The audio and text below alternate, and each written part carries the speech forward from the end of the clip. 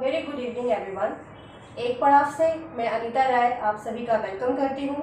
आप सभी बड़ों को मेरा बहुत बड़ा नमस्कार और सभी मेरे फ्रेंड्स को, मेरे दोस्तों को मेरा बहुत सारा प्यार। शब्दों की बात पार्ट 11 में आज हम जो एक बहुत ही इम्पॉर्टेंट विषय आपके लिए लेकर आए हैं, और ये जो आज का टॉपिक है वो हमारी यूथ के लिए और स्पेशली हमारे लिए बहुत इम्पॉर्टेंट है, हमारे स्पेशल नीड्स पीपल के लिए। तो आज का जो हमारा टॉपिक है वो है vocational training for intellectually disabled. और इस विषय पर हमारे साथ बात करने के लिए हमारे साथ हैं mister Rakesh दशमाना।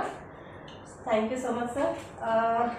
Mister Rakesh Dashmana sir, consulting director at Aims media private limited and who is well-known educationist and social entrepreneur in the disability sector.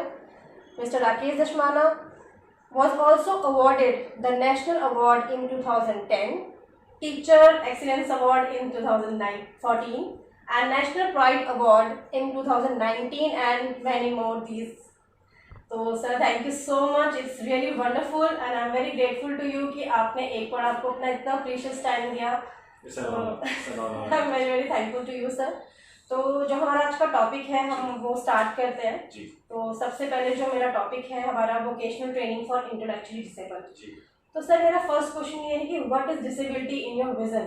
आपके दृष्टिकोण से आप क्या कहना चाहेंगे हमारे व्यूअर्स को कि क्या है डिसेबिलिटी? पहले तो एक पड़ाव के सभी व्यूअर्स को बहुत सारा नमस्कार, अनीता जी को धन्यवाद और स्पेशल थैंक्स टू साहिल भाई कि उन्होंने मुझे अपॉर्चुनिटी दी कि मैं आप लोगों के साथ इंटरेक्शन कर रहा हूँ अनीता जी के माध्यम से। डिसेबिलिटी, विकलांगता क्या है मेरे दृष्टिकोण से, ये बहुत कॉम्प्लेक्स क्वेश्चन है क्योंकि इसकी डेफिनेशन हर स्टेट में, हर सिचुएशन में, हर सर्कमस्टांसिस में, हर कंट्री में चेंज हो जाती है। और अगर सही मायने में पूछा जाए तो डिसेबिलिटी एक तो नेगेटिव वर्ड है अगर मेरे दृष्टिकोण से आप पूछ रहे हैं तो, क्योंकि उसको बोलने के साथ ही आपको किसी चीज़ की कमी, किसी चीज़ का अभाव लगने लगता है। और ये जैसी आपको एक फीलिंग आती है कि मेरे अंदर कुछ कमी है, कुछ अभाव है, तो वो आपका कॉन्फिडेंस गिरा देता है। तो डिसेबिलिटी मेरे दृष्टिकोण से एक नेगेटिव वर्ड है जो आपको एक ऐसी नेगेटिविटी की तरफ लेके जाता है कि आपको फिर वहाँ से वापस पॉजिटिव होना पड़ता है। सो इसीलिए मुझे लगता है कि जानकारों में और सूझबूझ जो लोग रखते हैं उन्होंने डिफरेंटली एबल्ड, स्पेशली एबल्ड ऐसे बहुत पॉजिटिव नामों को दिया जिससे शायद कॉन्फिडेंस पहला स्टेज जो है वो थोड़ा मोटिवेटेड रहे। जी, कॉन्फिडेंस बहुत ज़रूरत है हमारे हर एक एरिया में। राइट जी। सर तो सेकेंड जो क्वेश्चन है कि हम स्पेशल नीड्स पीपल के साथ काम करते हैं, आप भी बहुत उनके साथ टाइम स्पेंड कर रहे हैं, तो ऐसी क्या चीज़ है जो आपको मोटिवेट करती है उनके साथ काम करने के लिए?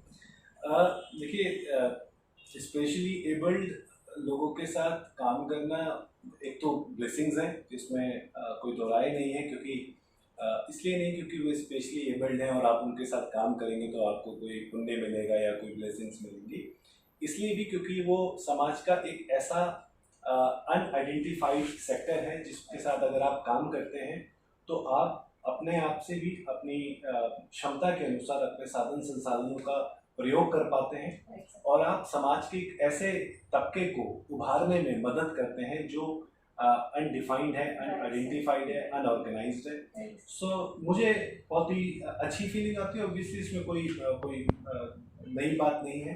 सबसे बड़ी बात है कि मुझे मोटिवेट ये करता है कि क्योंकि मेरा बैकग्राउंड इकोनॉमिक्स रहा है, कॉमर्स रहा है, तो एक इकोनॉमिक्स का स्टूडेंट होने के नाते लोगों को लगता है कि बहुत ही कैलकुलेशन होना बहुत ज़रूरी है। तो जो भी हमारे व्यूअर्स देख रहे हैं, क्योंकि आपने बोला कि आज का शो हमारे यूथ के लिए भी है, तो यूथ जो होटल मैनेजमेंट की पढ़ाई कर रहे हैं, बीबीए की पढ़ाई कर रहे हैं, इंजीनियर्स बन रहे हैं, लॉयर्स हैं और कुछ हैं या पढ़ाई कर रहे हैं, उन सब के लिए एक एंटरप्रेन्योरशिप एंगल से अगर ये मैसेज दें कि देखिए एक स्पेसिफिक पार्ट है जिसको यूएन और WHO बोलते हैं लगभग 15% का पॉपुलेशन है। इसका मतलब एक ऐसा डोमेन आपके लिए स्पेसिफिक पड़ा हुआ है जहाँ पे customise shoes, customise clothing, customise education, customise books, customise infrastructure, बहुत सारी कस्टमाइज चीजें चाहिए। तो आने वाले समय में इसके स्कोप भी है। तो ये मोटिवेटेड दोनों एंगल से है, आपको ब्लेसिंग्स भी मिलती है, साथ साथ आपको एक अपॉर्चुनिटी भी मिलती है एक्सेल करने की। जी, thank you so much sir. Sir तो जैसे कि आप कोई क्राइटेरिया सेट करते हैं जब हमारे स्टूडेंट्स को उनके कोर्सेज के लिए वो चॉइस करना है, आपको शॉर्टलिस्ट करना है, तो क्या क्राइटेरिया होता है उसके लिए आपका? अनीता जी, जैसे आप जानते हैं कि हम लोग वोकेशनल और प्री वोकेशनल एजुकेशन में मल्टीमीडिया और टेक्नोलॉजी बेस्ड टूल्स के आधार पर काम कर रहे हैं। तो इनिशियल डेज में जब हम लोग काम किया करते थे तो हम लोग डायरेक्ट एडमिशन लेते थे, और उसके पीछे रीज़न ये होता था कि हम लोग फुली एक्सेसिबल या फुली इंक्लूजन रखना चाहते थे कि क्यों हम किसी को डिप्राइव्ड करें, क्यों मैं किसी की क्षमताओं के आधार पर, एक तरफ तो मैं बोल रहा हूँ कि क्षमताओं का मापना बंद कीजिए और एक तरफ मैं क्षमताओं के आधार पर एडमिशन दे रहा था। बट ग्रेजुअली हमें रियलाइज हुआ कि कई बार क्या होता है कि लोगों की आपसे एक्सपेक्टेशन बहुत बढ़ जाती है, इसलिए आपको बहुत चूज करके बच्चे को अपने साथ लाना पड़ता है ताकि उसका भी समय खराब ना हो और आप उसको एक प्रोडक्टिव रिजल्ट दे पाए। तो हम पिछले कुछ 8-10 सालों से बच्चों का क्रिएटिव कोशेंट असेस करते हैं। तो हमने एक टूल बनाया है अनीता जी, जिसमें हम लगभग 12 एक्टिविटीज करवाते हैं बच्चों के cognition, artistic sense, motor skills और कम्युनिकेशन जैसी फंक्शनल एरिया को असेस करने के बाद उनको प्रोग्राम देते हैं। हाँ जी जी। Good sir, very good sir.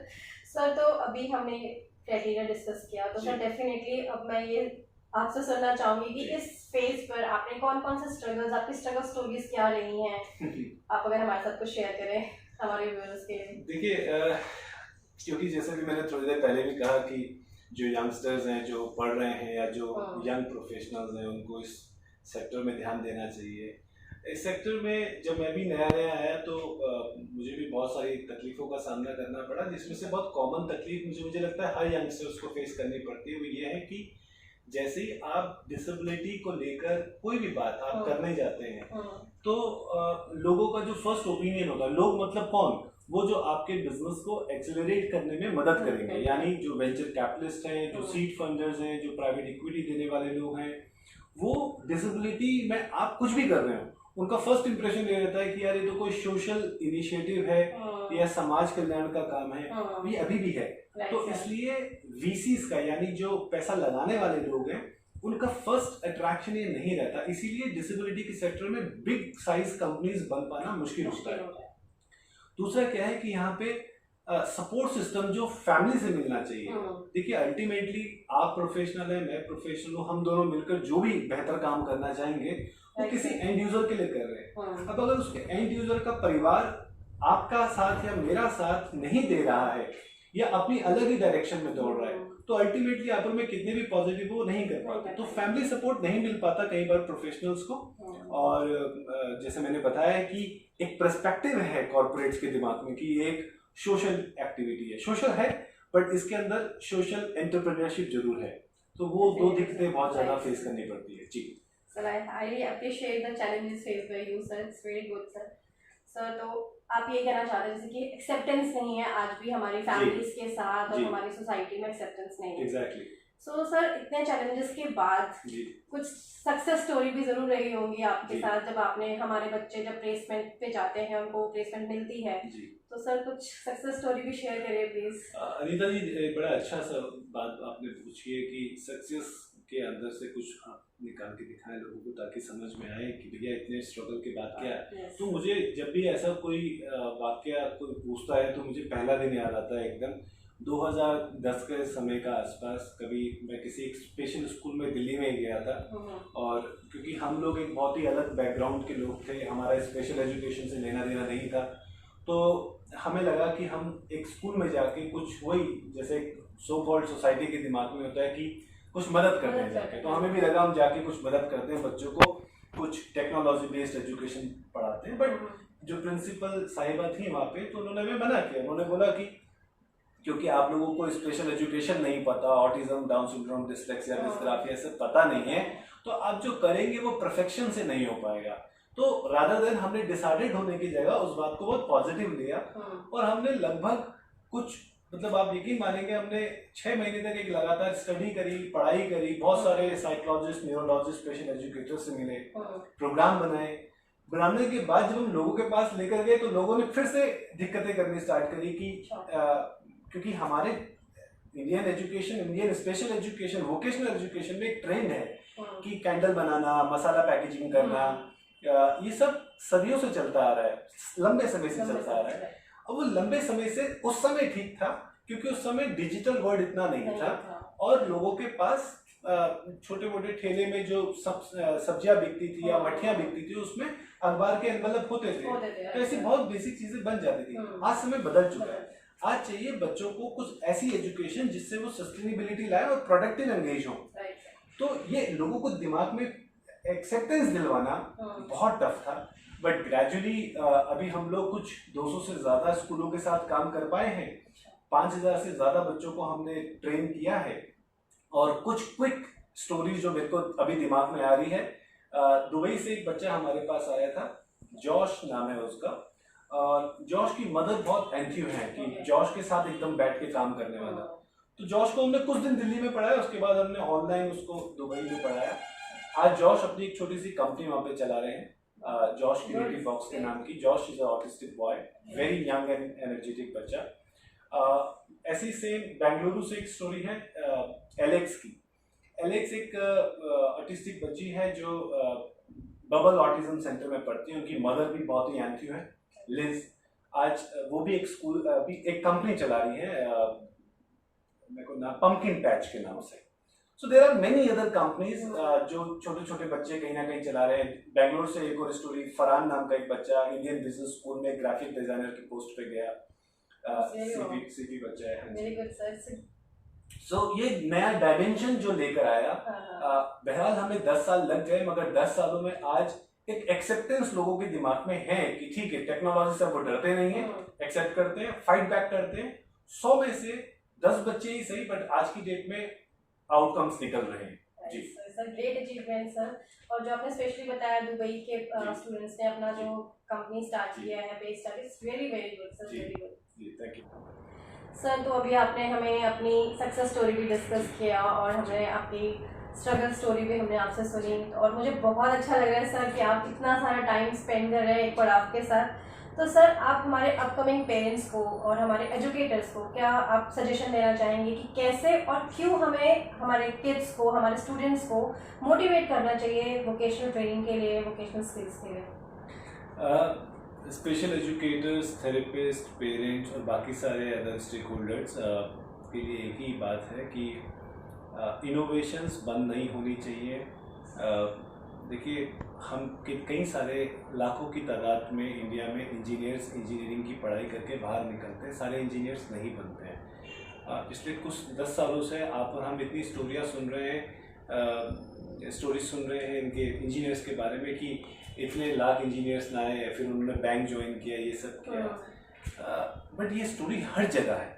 देखिए, इनोवेशन का फॉर्मूला ये है कि आप जब एक्सप्लोर करते रहते हैं तो आप 100 चीज़ें लाते हैं, 100 में से आपकी 10 या 20 सक्सेस होती हैं, बट 70 और 80 फेल होने के चांसेस होते हैं। आपको उस फेलियर, हमारे यहाँ एक सबसे बड़ी प्रॉब्लम क्या है कि लोग फेलियर से डर रहे हैं, और उसके पीछे कारण मेरे को जो लगता है पर्सनली, क्योंकि कई लोग मुझसे इनिशियली बोलते थे कि भाई आप इस इंडस्ट्री में कैसे है, इस सेक्टर में कैसे है, आपका कोई लेना देना नहीं है। मुझे लगता है कि पेरेंट्स को एक सबसे बड़ा दर्द उनका ये होता है कि उनका जो सबसे इफेक्टिव टाइम, उनकी यंग एज का टाइम, जो वो यंग पेरेंट होते हैं, जब उनमें एनर्जी होती है, जब वो बच्चे को प्यार देना चाह रहे होते हैं, उस दौरान तो वो उस बच्चे के थेरेपीज के बीच में ही जगलिंग कर रहे होते हैं। तो उनका मोटिवेशन 12-14 साल तक कर रहे होते हैं। तो एक यंग पेरेंट अगर वो 30 साल की उम्र में पेरेंट बनता है, तो आप सोच के देखिए 40-42 साल की उम्र तक तो वो सिर्फ थेरेपीज के बीच में ही इधर से उधर, पिलर टू पोस्ट भटक रहे हैं। मुझे लगता है शायद पेरेंट्स, आपका एक रीजन, कुछ पेरेंट्स जो सुन पा रहे हैं अभी, वो एक रीजन ये भी हो सकता है कि एंथुसियाज्म कम हो जाना, क्योंकि इनिशियल एज में आपको बहुत ज्यादा स्ट्रगल मिला, आपको सेटबैक्स मिले, but it doesn't mean that you have to stop exploring. At the end of the day, हम और आप जो भी पढ़ लिख गए हैं, हमने अंत में अगर कुछ काम किया, अगर आज हम हमारी ब्रेड अर्न कर पा रहे हैं, दैट मेक्स सेंस। और उस ब्रेड को अर्न करने के लिए कोई जरूरी नहीं है कि आपने इंजीनियरिंग पढ़ के इंजीनियर आप बने। एग्जैक्टली ऐसा ही हमें वो एक्सप्लोर करना बिल्कुल नहीं रुकना चाहिए। आप पिछले कुछ समय के पेंडेमिक के दौरान, पिछले 5 महीनों का आप उठा के देखें तो कोडिंग के ऊपर एक्सपेरिमेंट लोगों ने किया है, स्पेशल बच्चों के लिए बहुत कुछ एक्सपेरिमेंट्स हुए हैं। I think we should explore, we should expand. Rigidity हमें हटानी पड़ेगी। That's the only thing what I want to say. Definitely sir, thank you so much sir. आपने अभी लास्ट में जो पॉजिटिव वर्ड्स बोले हैं, आई होप कि हमारे व्यूअर्स और पेरेंट्स जो भी सुन रहे हैं उनके लिए ये मैसेज बहुत ही फ्रूटफुल रहेगा। Thank you so much sir for spending lots of time with us. Thank you. और एक पड़ाव से मैं यही मैसेज कन्वे करना चाहती हूँ सर के गाइडेंस और सक्सेस स्टोरी के साथ कि as a parent, as a educator, हमें कभी हिम्मत नहीं हारनी चाहिए। Be positive and be strong. और हमें अपने स्टूडेंट्स को, अपने किड्स को मोटिवेट करते रहना है कि वो आगे बढ़ते रहें और इंडिपेंडेंट हो सके अपनी लाइफ को, फ्रूटफुल उसको स्पेंड कर सके। So thank you so much everyone. और इसी के साथ हम अपना सेशन ये वाइंड अप करते हैं। आई होप आपके लिए ये वीडियो, ये सेशन और सर के जो भी गाइडेंस और स्टोरी रही है वो बहुत ही हेल्पफुल रहेगी। और आप अपने फीडबैक्स एंड कमेंट्स हमारे साथ शेयर कर सकते हैं। आपके कुछ क्वेश्चन हैं तो वो भी आप हमें कमेंट बॉक्स में शेयर कर सकते हैं। Thank you so much everyone. Good evening. Thank you.